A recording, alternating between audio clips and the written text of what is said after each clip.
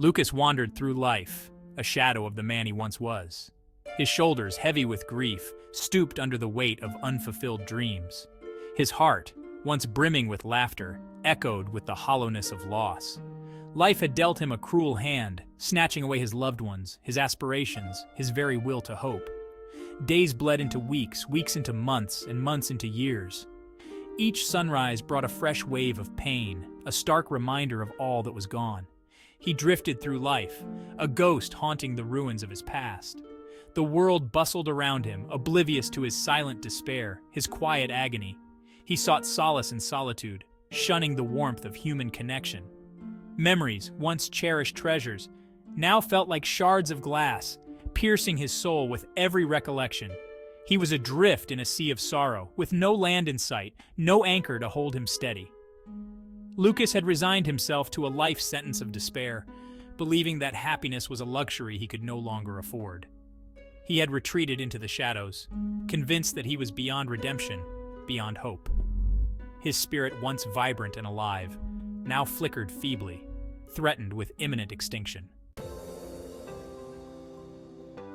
One chilly evening, while sifting through old belongings, Lucas stumbled upon a dusty box. Inside lay Leah's diary, its worn cover a poignant reminder of his departed love. He hesitated, his fingers trembling before finally opening it. As he delved into its pages, he was enveloped by Leah's voice, her words reaching out from the grave to touch his wounded soul. Leah's words were a revelation, a beacon of light piercing through the darkness that had shrouded Lucas for so long. She wrote of her dreams for him, her unwavering belief in his strength, her secret wish for him to find joy even in her absence.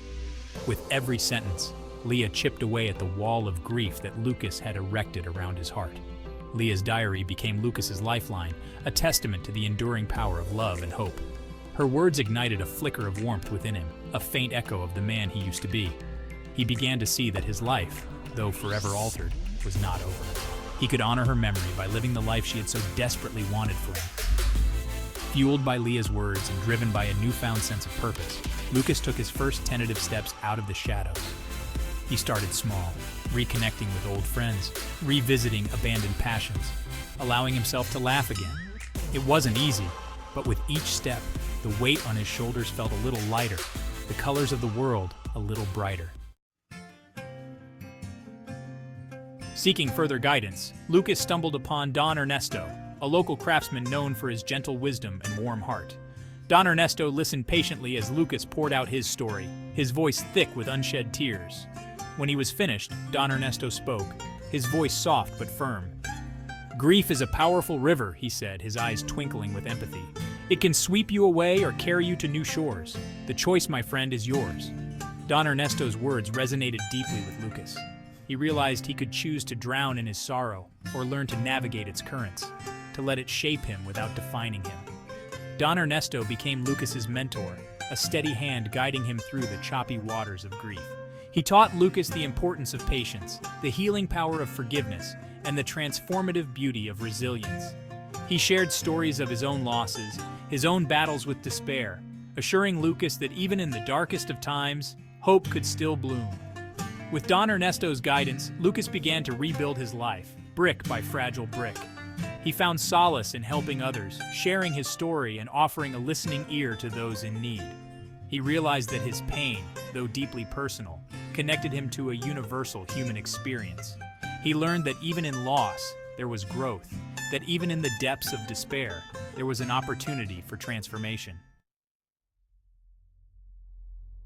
Days turned into weeks, weeks into months. Lucas, once lost in a labyrinth of grief, began to find his way back to the light. He rediscovered the simple joys of life, a child's laughter, the warmth of the sun on his skin, the smell of rain-soaked earth. He learned to cherish the present moment, knowing that life was a precious gift, not to be taken for granted. The shadows of the past still lingered, but they no longer held him captive. He carried his grief with newfound grace, understanding that it was a part of him, a testament to the depth of his love for Leah. He honored her memory by embracing life with open arms, by striving to make the world a little brighter, a little kinder.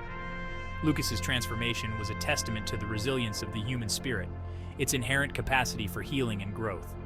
He had faced his demons, stared down his pain, and emerged from the crucible of grief stronger, wiser, and more compassionate. He had learned that true strength lay not in the absence of pain, but in the courage to rise above it. He discovered that within him resided a wellspring of resilience he never knew existed. It was the legacy of Leah's love, the echo of Don Ernesto's wisdom, and the testament to his own indomitable spirit. Lucas, the man who once believed he was broken beyond repair, had found his way back to wholeness, not by erasing his scars, but by embracing them as integral parts of his story.